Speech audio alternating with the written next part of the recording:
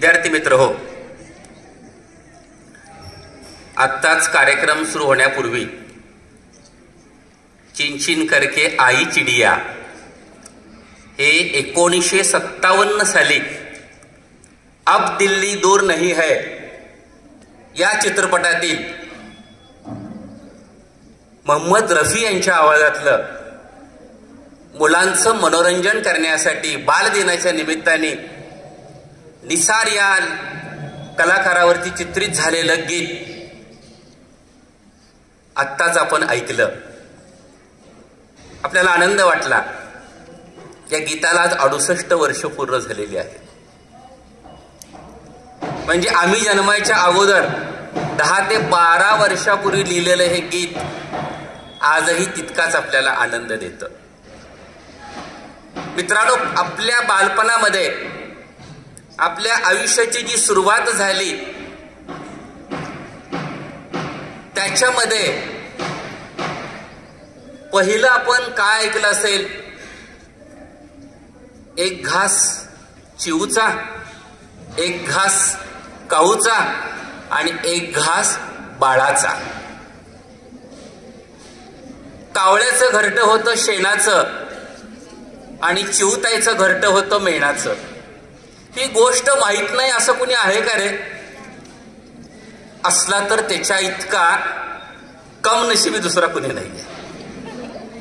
मित्रांनो, बालवयापासून या काऊनी आणि चिऊनी आपलं भावविश्व व्यापलेलं आहे. आणि आज 20 मार्च हा दिवस जागतिक चिमणी दिन म्हणून साजरा करण्याची वेळ आपल्यावरती आलेली आहे. त्याचं गांभीर्य काय आहे? तर त्याचं गांभीर्य म्हणजे जगभरामध्ये आज चिमण्यांची संख्या झपाट्यानं कमी व्हायला लागलेली आहे.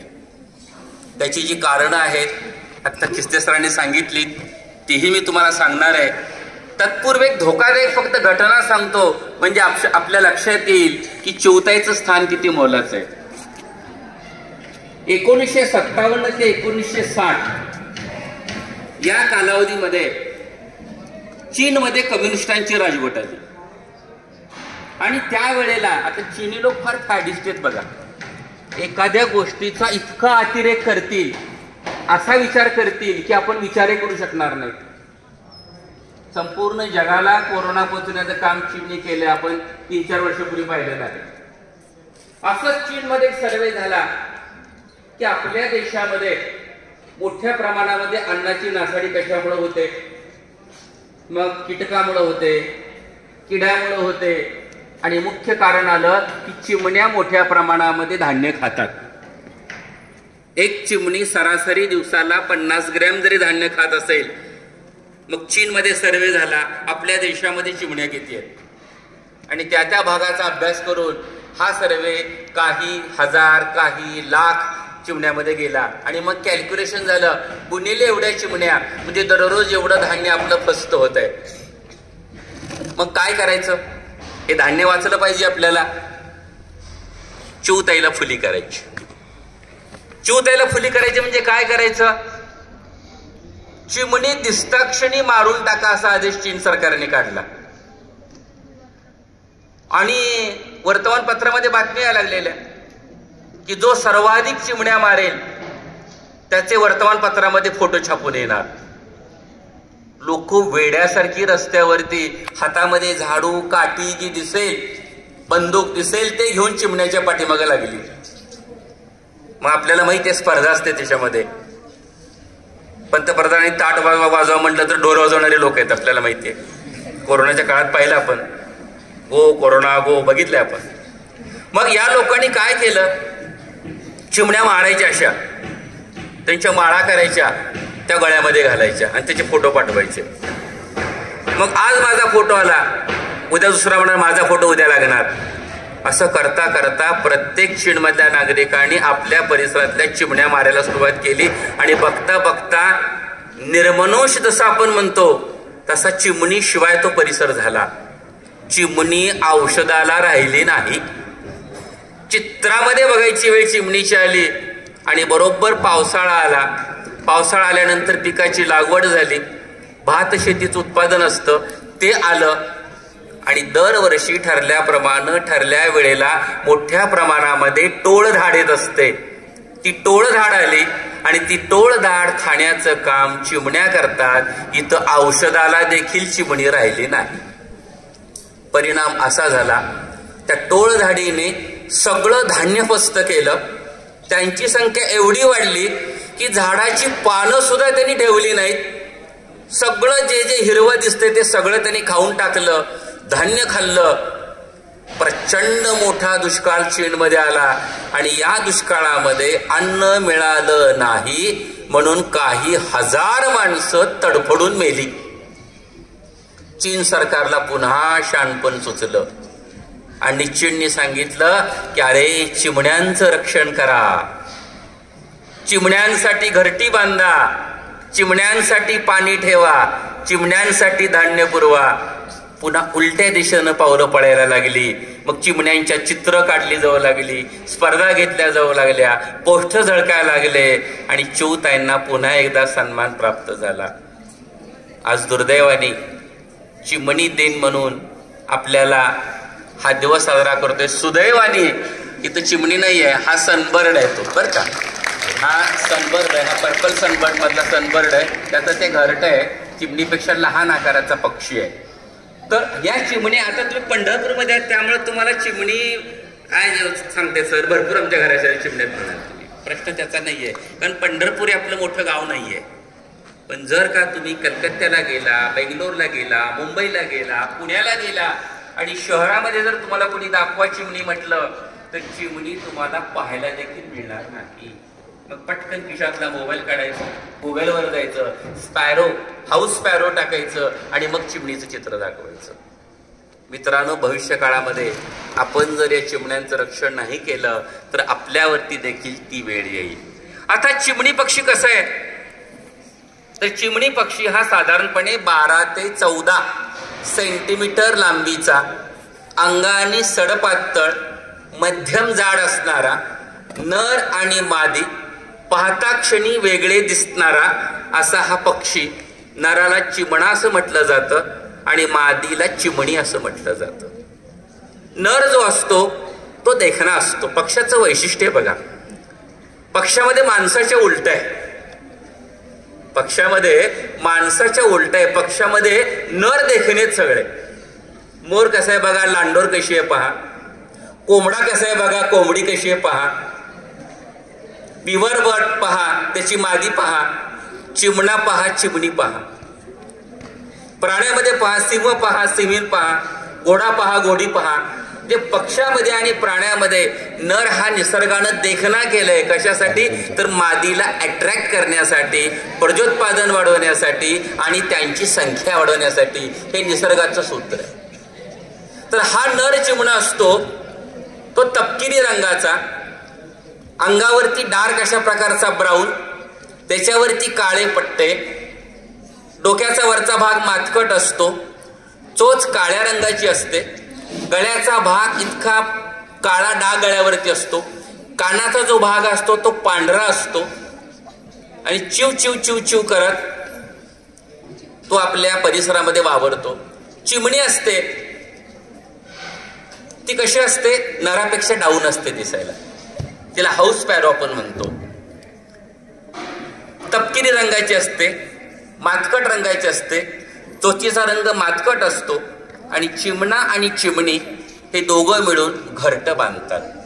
आता चिमणी हा समाजप्रिय पक्षी आहे. चिमणा किंवा चिमणी, आपण चिमणी म्हणून उल्लेख करतो त्याचा. का समाजप्रिय पक्षी म्हणायचं तर हा पक्षी देशामध्ये आपल्याला जिथं मानवी वसाहत मोठ्या प्रमाणामध्ये आहे त्याच्या जवळपास राहताना पाहायला मिळतो. संपूर्ण भारतामध्ये मोठ्या संख्येने असणारा पक्षी कुठला म्हटलं तर चिमणी पक्षी. अगदी तो हिमालयामध्ये 2000 फुटापर्यंतच्या उंचीपर्यंत चिमणी आपल्याला चिमणा पाहायला मिळतो. हा पक्षी वर्षभरात वेगवेगळ्या महिन्यामध्ये अंडी घालतो. एका वेळेला ही चिमणी 5 अंडी घालते आणि त्यातनं पिलं जन्माला येतात. तिचं जे घरटं असतं ते घरटं म्हणजे काय असतं, काड्या वगैरे एकत्र केलेल्या असतात. त्यानंतर उपलब्ध असलेला कापूस असेल, इतर काही कापड असेल, गवत असेल, धागे असतील, त्याचा बेड तयार केला जातो आणि 4 ते 5 पिलांना हा जी चिमणी आहे ती जन्म देते. निळसर रंगाची अंडी असतात, पांढरट निळसर रंगाची, त्यातनं पिलं जन्माला येतात. चिमणा आणि चिमणी मिळून या पिलांना खायला घालतात. साधारणपणे 15 ते 3 आठवड्यामध्ये या पिलांचं पोषण होतं आणि हे पिलू आपल्या आई बाबा बरोबर घरट्यातनं बाहेर येतं. त्याला उडण्याचं ट्रेनिंग दिलं जातं आणि थोडं मोठं झालं की आपल्या आई बाबाला न ओळखता स्वतंत्रपणे घरटं करतं आणि स्वतंत्रपणे आपला संसार थाटतं. असा माणसाच्या जवळपास राहणारा हा पक्षी, याचं अन्न काय आहे तर याचं मुख्य अन्न म्हणजे धान्य. आणि त्या सर्वात महत्वाचं म्हणजे हा शाकाहारी पण आहे आणि मांसाहारी पण आहे, कारण जे किडे असतात, आळ्या असतात, त्या चिमण्या खातात. तो इतका धीट पक्षी, इतका जवळ तो आपल्या येतो की आपल्या अंगणामध्ये जर आपण धान्य टाकलं असेल आणि आपण जवळ जरी बसलेलं असेल तर तो त्या धान्यावरती येतो. एवढंच काय तर खेडेगावामध्ये जर तुम्ही जेवायला बसला तर तुमच्या ताटातल्या भाताचं शीत देखील चिमणी येऊन खाऊन जाते. लोकमान्य टिळकांच्या जीवनामध्ये एक पुस्तकात त्यांच्या प्रसंग आहे बघा, की टिळक ज्यावेळेला मंडालेच्या तुरुंगात होते त्यावेळेला काही चिमण्या तिथं यायच्या. मग टिळक काय करायचे, त्यांना त्यांच्याकडे खोबरं खाली जे लोकांनी खायला दिलं असायचं ते त्यांना टाकायचे. आणि या चिमण्यांना एवढी सवय झाली होती की त्या चिमण्या टिळकांच्या अंगा खांद्यावरती उभा राहायच्या, खेळायच्या, असं म्हटलं जातं. म्हणजे चिमणा किंवा चिमणी हा पक्षी माणसाच्या जवळ राहणार आहे. आता चिमण्यांची संख्या कमी होण्याचं कारण काय आहे? त्याचं मुख्य कारण म्हणजे मोठ्या प्रमाणामध्ये होणारी वृक्षतोड. आज आपण बघतो की विकासाच्या नावाखाली डोंगर पाठीमागे सारले जात आहेत, झाडं तोडली जात आहेत, नद्यांचे प्रवाह बदलले जात आहेत आणि त्यामुळं आपल्या चिवताईला असणारं हक्काचं जे घर आहे, हक्काचं जे झाड आहे, त्याच्यापासून आज ही आपली चिवताई दूर गेलेली आहे. आता आमचं बालपण ग्रामीण भागामध्ये गेलं. नारायण चिंचोलीमध्ये मी 1ली ते 7वी पर्यंत मराठी शाळेमध्ये शिकलो. आमच्या शाळेवरती कौलं होती.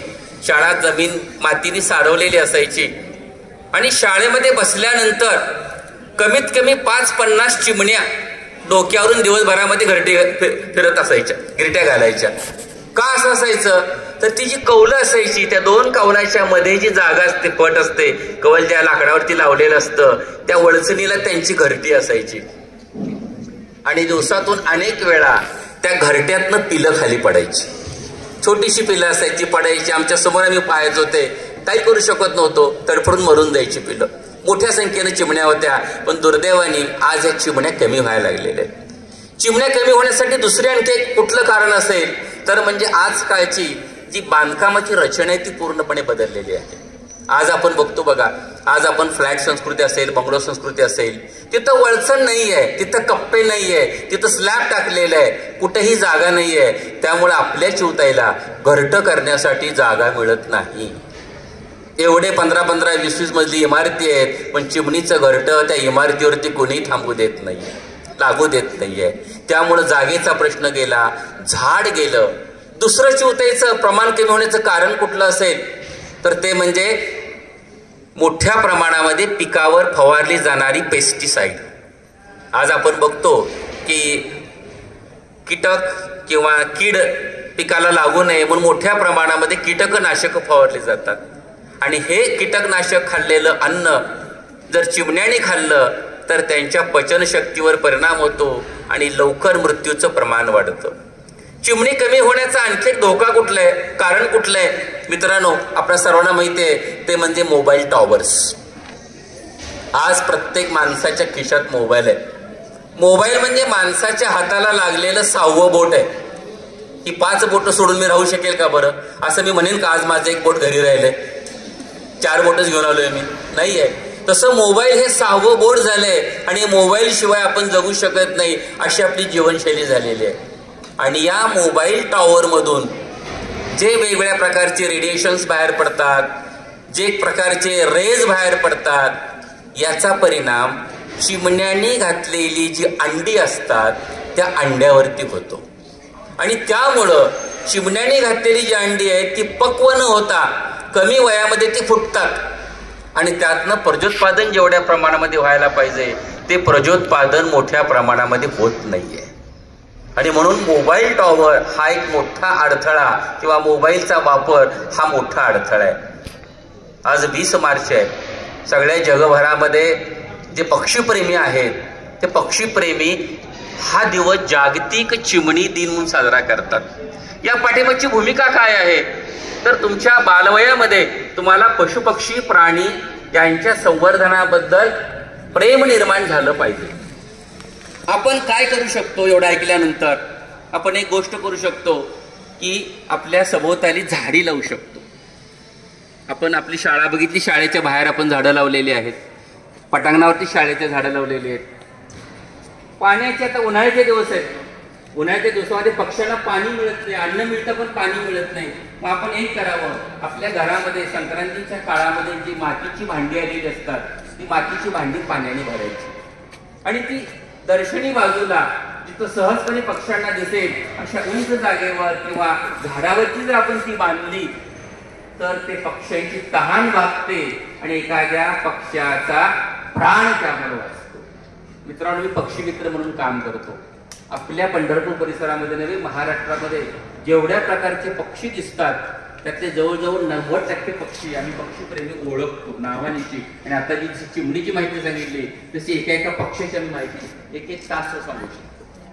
तर हे करण्यापाठीमागची भूमिका ही आहे की निसर्गाचा हा अनमोल ठेवा आपण जतन केला पाहिजे. मी माझ्या घरी लहान मोठी कुंडीतली झाडं धरून 100 झाडं मी माझ्या घरात लावलेली, छोटी झुडपं वगैरे. आणि 12 महिने मी माझ्या घरामध्ये पाण्याची भांडी सकाळी उठल्यानंतर पहिल्यांदा चिमण्यांसाठी भरून ठेवतो. मुठभर धान्य खास मी माझ्या कंपाऊंड वॉलवरती ट्रे तयार केलेले आहेत फॅब्रिकेशनमध्ये, त्या ट्रेमध्ये टाकून ठेवतो. वास्तविक पाहता धान्य टाकण्याची गरज नसते, कारण तसं जर केलं तर ते पक्षी आळशी बनतील.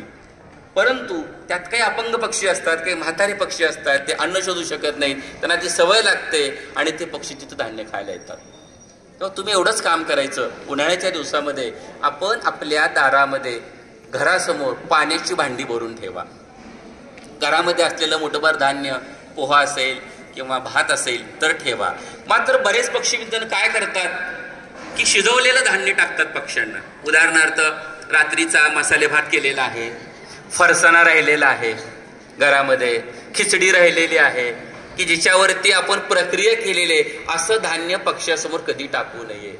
कारण पक्षी हे मसाल्याचे पदार्थ किंवा तळलेले पदार्थ कधीही खात नाही, त्यांचं ते मूळ धान्य नाहीये. तुम्ही जर फरसाणा टाकला किंवा तुम्ही जर शेव टाकली तर चिमण्या तुमच्या दारातनं हलणार नाहीत. पण एक मोठा तोटा होईल की त्या दुसऱ्या अन्नाला स्पर्श करणार नाहीत आणि त्यांच्या डायजेशन सिस्टीममध्ये ते पचवण्याची ताकद नाहीये. म्हणून पक्ष्यांना निसर्गामध्ये जे उपलब्ध अन्न असतं तेच आपण खायला दिलं पाहिजे. तर हा चिमणी पक्षी आपलं बालविश्व व्यापून टाकलेलं आहे. कुठेही तुम्ही जर गेलात तर रस्त्याच्या कडेला एखादं बाबळीचं झाड असेल तर बाबळीच्या झाडावरती चिमण्यांचा आश्रय मोठ्या प्रमाणामध्ये असतो. रात्रीच्या वेळेला जर तुम्ही बघितलं तर मोठा चिवचिवाट असतो. हे पक्षी रात्री तिथं आधार घेतात आणि सकाळी उठलं की 6 वाजता ते घरट्यातनं बाहेर पडतात. यांच्याकडनं काय शिकायला मिळतं आपल्याला पक्ष्यांच्याकडनं? पक्ष्यांचं वैशिष्ट्य बघा, कुठलाही पक्षी सायंकाळी 6 नंतर घरट्यात झोपत नाही. आपलं उलट आहे. आपण रात्री 12 पर्यंत 2 पर्यंत हिंडत राहतो आणि सकाळी 12 पर्यंत झोपतो. आता तुम्ही झोपत नाहीयेत, म्हणजे IT तली मुलं आहेत का नाही, जॉब करतात, ते संध्याकाळी रात्रभर काम करतात आणि झोपतात पहाटे आणि उठतात दुपारी 2 वाजता, 4 वाजता, 5 वाजता. तब्येत आपलं आरोग्य कसं मिळणार आपल्याला? चिमणी हा पक्षी सकाळी 6 वाजता घरट्यातनं बाहेर पडतो, संध्याकाळी 6 वाजता जातो. आणि चिमण्यांचं वैशिष्ट्य असं की त्या दुसरं 6 नंतर परत तुम्ही काही जरी टाकलं तर खात नाही. परवा आपल्या इथं विठ्ठल रुक्मिणी मंदिर समितीचे मोरे महाराज आले होते. त्यांची तब्येत अशी बारीक मला पाहायला मिळाली. खूप दिवसांनी पाहिलं. म्हणलं महाराज, म्हणलं तब्येतीने बारीक झालात, कुठली थेरपी वापरली? म्हणजे तुम्ही वेगवेगळे डॉक्टर्स आपल्याला माहिती आहेत की सांगतात हा हार घ्या, तो हार घ्या. कुणाचं पॅकेज घेतलं? ते म्हणाले मी चिमणीचं पॅकेज घेतलंय. म्हटलं काय चिमणीचं पॅकेज घेतलं? चिमणी घरट्यातनं 6ला बाहेर पडते, मी 6 वाजता उठतो. चिमणी घरट्यामध्ये 6ला जाते, मी 6च्या आत जेवण करतो आणि 5 नंतर काहीही मी खात नाही. मी कुठल्याही डॉक्टरांचं कुठलंही पॅकेज घेतलेलं नाहीये. तेव्हापासून माझी दिनचर्या चांगली आहे. म्हणजे मित्रांनो, पक्ष्यापासून सुद्धा देखील आपल्याला खूप शिकता येतं. आणि हा पक्षी जगला वाचला तर आपलं अस्तित्व राहणार आहे. लक्षात घ्या, आपण मेलो तर पक्षाचं काही नडत नाही. लक्षात घ्या, त्याचं कारण असं की या पृथ्वीवरती मानव येण्यापूर्वी काही हजार वर्ष पक्षी होते. मानवाचं अस्तित्व येण्यापूर्वी पक्षी होते आणि मानव गेल्यानंतर देखील पक्षी राहणार आहेत. मात्र पक्षी जर गेले सगळे तर आपण एकही दिवस जगू शकणार नाही. कारण चिमणी हा आपल्या अन्न साखळीतला एक अत्यंत महत्वाचा दुवा आहे. अन्न साखळी माहिती आहे तुम्हाला? अन्न साखळी माहिती आहे? एक प्राणी दुसऱ्या प्राण्यावरती जगतो, दुसरा प्राणी त्याला मारतो. हरणाची संख्या जर जास्त वाढली तर एकही तुम्हाला धान्य वगैरे पिकणार नाही, झाडं राहणार नाहीत, म्हणून वाघ त्यांना कंट्रोल करतात. म्हणजे हे एकमेकावरती अवलंबून आहे. तसंच अन्न साखळीमध्ये जर चिमण्या संपल्या तर तुम्हाला वनस्पती किंवा तुमचं जे धान्य आहे त्याच्यावरती येणाऱ्या किडीपासून रक्षण होणार नाही. म्हणून आज एक छोटंसं चिमणी विषयावरती मी बोललोय तुमच्याशी. तेव्हा आपण प्रत्येकाने यातनं एवढाच बोध घ्यायचा की आपल्या सभोवताली जे पक्षी आहेत, प्राणी आहेत, ते जगले पाहिजेत. माझ्याकडे मी उन्हाळ्याच्या सुट्टीमध्ये एक पानपय चालवतो. हसताल तुम्ही ऐकल्यानंतर. दुपारी बरोबर मी 2:45 वाजले की जातो. सरांना माहिती आहे मी काय वाटेल ते झालं ते 2-2.5 वाजता घरी जातो. कशासाठी घरी जातो तर माझ्याकडं पाणी पिण्यासाठी प्राणी येतात. तिथं कुठले प्राणी येतात? 4 ते 5 गाढवं येतात पाणी पिण्यासाठी. त्यांना माहिती आहे तिथं पाणी असतंय. मी माझं मोठं घरामध्ये निळं असं मोठे टीप भरून ठेवली, सकाळी भरून ठेवतो. आणि गाढवाचं वैशिष्ट्य काय माहिती आहे का तुम्हाला? गाढव हे कधी गढूळ पाणी पित नाही. थोडं जरी पाणी खराब असेल, बाधित असेल तर त्या पाण्याला ते तोंड सुद्धा लावत नाहीये. पण ते येतात, उभारतात, मी गाडी लावतो, नळ चालू करतो, 2-3 बादल्या पाणी भरतो, एक झाले की दुसरा पितो, तिसरा पितो आणि मग ते निघून जातात. मला सांगा, ते पाहण्यातले एक आनंद वेगळा आहे. आपण काहीतरी चांगलं छानपैकी काम करतोय याचं मनाला समाधान वेगळं आहे. कुत्री येतात, गाढवं येतात, शेळ्या येतात, पक्षी छोटे येतात, पाण्यावरती पाणी पिऊन जातात. म्हणजे आपल्या शहरामध्ये राहून देखील आपल्याला पक्षीप्रेम, प्राणीप्रेम करता येतं. आणि म्हणून आजच्या जागतिक चिमणी दिन जो 20 मार्च आहे तो सर्वत्र आज आपण साजरा करतोय. त्या निमित्ताने आपण प्राणीमात्रावरती प्रेम करूया आणि आपल्या दारामध्ये येणाऱ्या चिऊताईसाठी एक पाण्याची सोय उन्हाळ्याच्या दिवसामध्ये करूया. मुठभर तांदूळ शक्य झाले त्यांच्यासाठी टाकूया. आणि आज जर आपल्या चिऊताई भेटल्या तर त्यांना हॅपी स्पॅरो डे म्हणून आपण त्यांना शुभेच्छा देऊया. आणि या ठिकाणी मी सर्वांची थोड्या वेळामध्ये आता आपलं जायचं आहे त्याला सांगतो. धन्यवाद. खूप छान सर.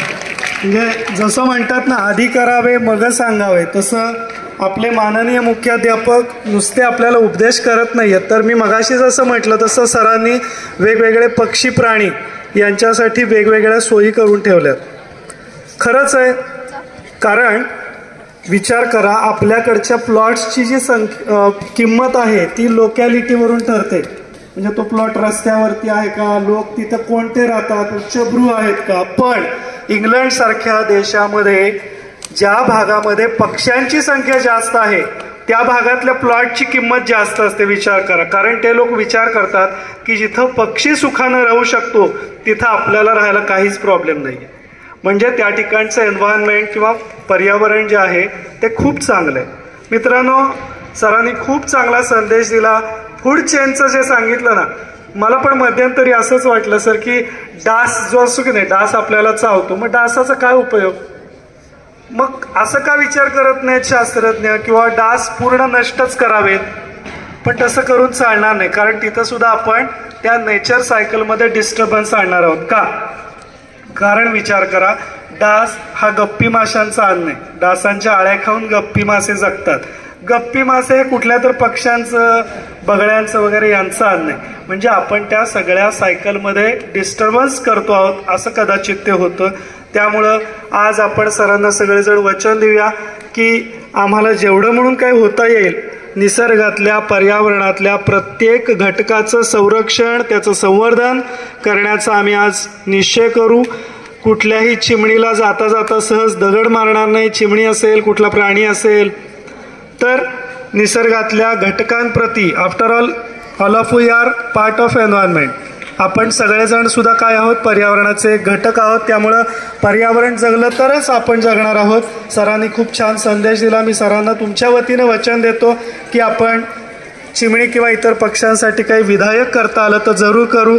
मी विनंती करतो आदरणीय श्री आर.एस. कुलकर्णी सर, आपले पर्यवेक्षक आहेत, ते तुमच्याशी संवाद साधतात. सन्माननीय उपमुख्याध्यापक, सहकारी शिक्षक बंधू भगिनी आणि विद्यार्थी मित्रमैत्री, आज मी मुळीच तुमचा जास्त वेळ घेणार नाही, पण चिमणीचा प्रसंग ऐकताना आणि सरांनी जो भूतदयेचा आदर्श सांगितला, त्या आदर्शावरून आजचा दिवस माझ्या लक्षात होताच. पण आज आहे एकनाथ षष्ठी. एकनाथ महाराजांचा जन्म आजच्या तिथीलाच झाला. त्यांना गुरुचा उपदेश याच तिथीला मिळाला आणि त्यांनी समाधी ग्रहण केली. म्हणजे त्यांचा निर्याण हे आजच्याच तिथीला झालं. आणि त्यांच्या चरित्रातली प्रसिद्ध गोष्ट आहे, पूर्वीच्या काळी तीर्थयात्रेचा प्रसंग होता. काशीला पाणी घ्यायचं कावडीत, खांद्यावर कावड घेऊन ती रामेश्वराला अर्पण करायची, उत्तर टोक ते दक्षिण टोक. तर एकनाथ महाराजांना एक तहानेने तडफडणारं गाढव दिसलं होतं आणि त्यांनी ती गंगा वास्तविक पाहता रामेश्वराला व्हायची होती, पण त्यांनी सांगितले इथंच माझा रामेश्वर आहे, आणि ती गंगा त्यांनी त्या गाढवाच्या मुखामध्ये ओतली होती. तर असा एकनाथ महाराजांचा आदर्श आणि खऱ्या अर्थाने संतांचं पूजन सर करतायत आणि आपल्या शाळेतून आपल्याला असे आदर्श पाहायला मिळत आहेत. जे जे भेटी जे भूत, भूत म्हणजे इथं भूत प्रेत नाही घ्यायचं बरं का, भूत म्हणजे प्राणी, तो मानिजे भगवंत, हा भक्तियोग निश्चिती जाण माझा. सगळ्यांमध्ये परमात्मा आहे हे आगळ्या वेगळ्या पद्धतीने आणि विज्ञानाची कास न सोडता आपल्याला सरांनी सांगितलेलं आहे. चिमण्यांचं सुद्धा किती महत्व आहे, आपल्या भावजीवनामध्ये जसं आहे तसं विज्ञानाच्या साखळीमध्ये आहे. सरांनी सविस्तरपणे सांगितलंय, मी जास्त वेळ घेत नाही. सरांनी आपल्याला ही जी अनमोल अशी माहिती दिली आणि एक संस्कार आणि एक त्यामुळं मिळालेला जो आनंद आहे त्याबद्दल त्यांना मी धन्यवाद देतो आणि या ठिकाणी थांबतो. सर ज्याप्रमाणे सांगतील